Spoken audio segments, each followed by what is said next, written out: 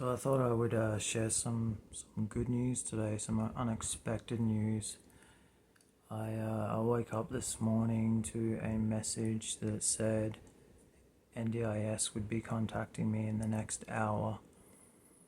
I knew that this would be a call to inform me of the decision of my NDIS application, and from experience in the past, I was prepared for a call to tell me that I had been rejected again. I was pretty nervous, but I took the call when it came, and I was waiting to hear on the other side, "You have been rejected," but I wasn't prepared for what I heard, because what I heard was, "I'm the assessor and I would like to inform you that you have been approved." And I broke down in tears. I'm not very emotional because I control my emotions to stop my cataplexy, but in this instance I couldn't hold back the tears. It was so unexpected, and I've felt so relieved ever since I got that call. It goes to show that continuing to try and learn from your mistakes and learn about how they want your information to be presented and what is really needed really pays off.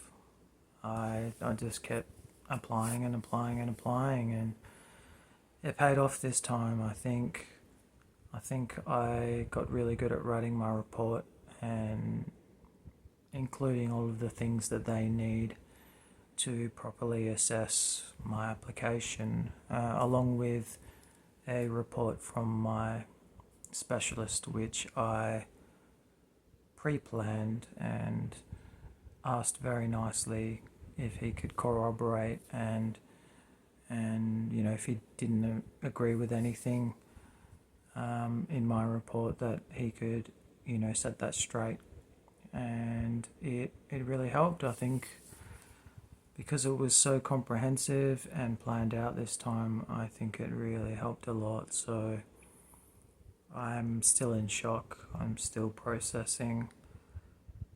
From being a disability support worker myself in the past for quite a few years, I know that the next step is to get in contact with a planner who will let me know what I'm approved for in terms of funding and what areas we can work on. So until I get that phone call, I won't really know what kind of supports I'm going to get, but this is the first step.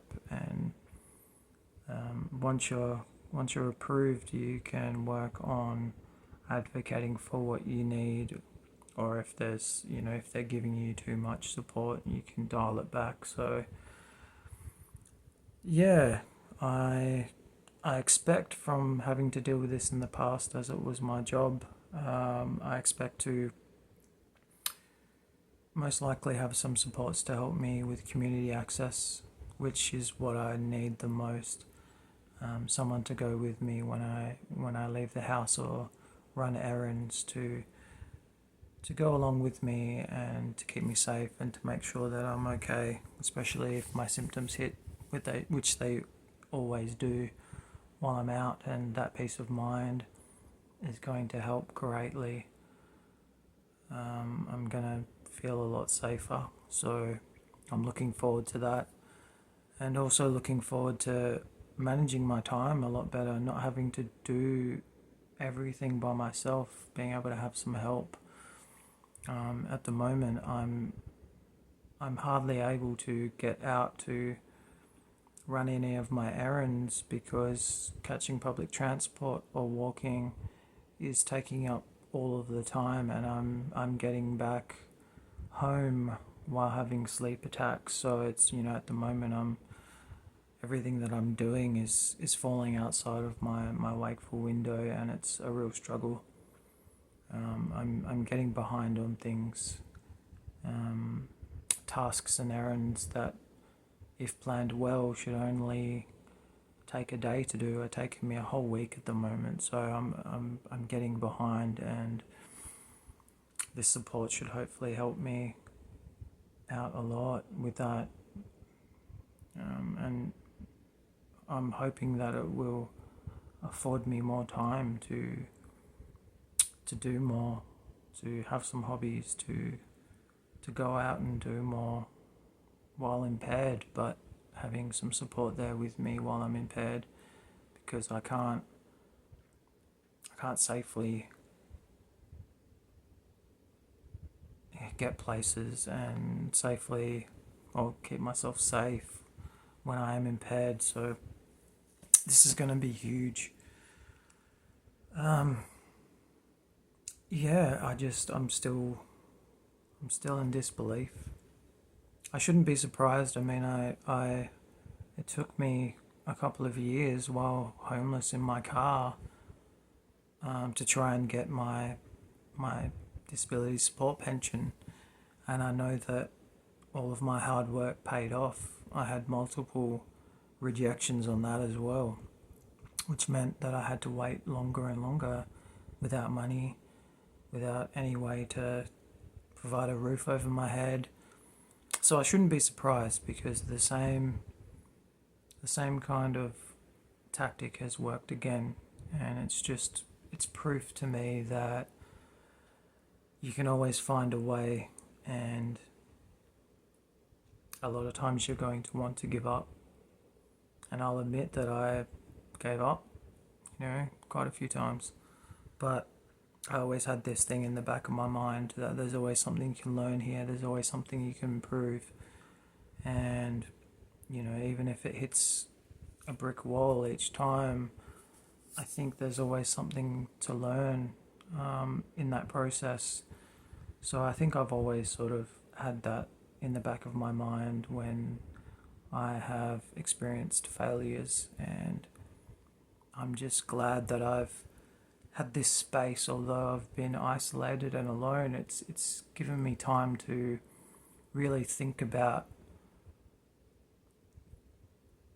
the truth in things, instead of relying on society and people around me to validate and dictate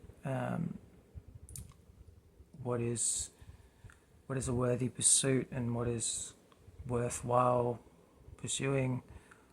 I just said that's like a double positive. I don't know why I said that twice, but yeah, basically what I'm trying to say is, although it sucked being isolated, it's given me time to really develop confidence in myself and to have really honest conversations with myself, unfiltered, not having to deal with other people's opinions. It's really got me to see the truth in things. I think I would have given up a lot more if I had outside influences. So this has been a great learning experience for me in how to advocate for myself, in how to identify, what is a real symptom, or what is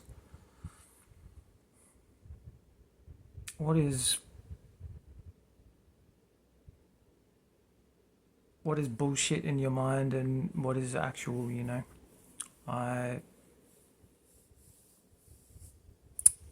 I really struggled with trusting myself in the past, because a lot of my struggles weren't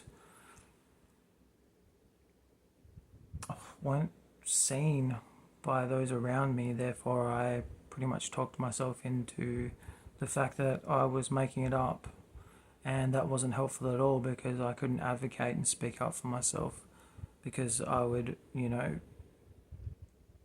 rule myself out every time whenever I felt a certain way, and it just really didn't help me develop a internal trust. And I have a trust now, and I'm really good at pulling myself up on my own bullshit. So yeah, this has been a massive learning experience, and I don't know what it means moving forward, but I think it's going to really help me to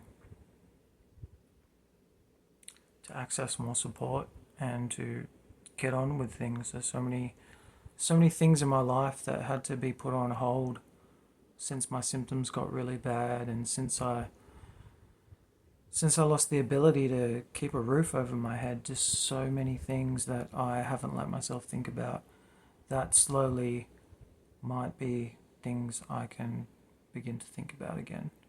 So I just thought I would share this update because it's massive for me.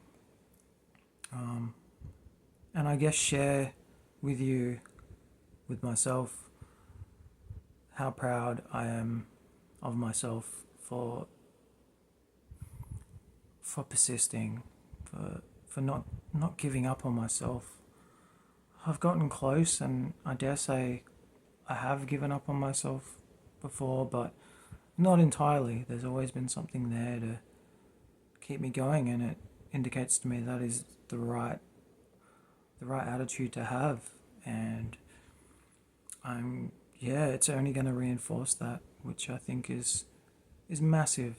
It's a massive character building kind of experience that I've had to go through, and I think it's going to enable me to trust myself even more in the future, and to have so much more confidence, and to back myself, and to just not put up with BS anymore.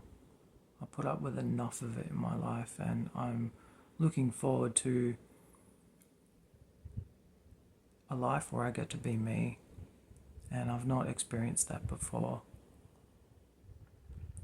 I've not been able to make those sort of decisions before wholeheartedly for myself. So I'm interested and excited to see where this takes me.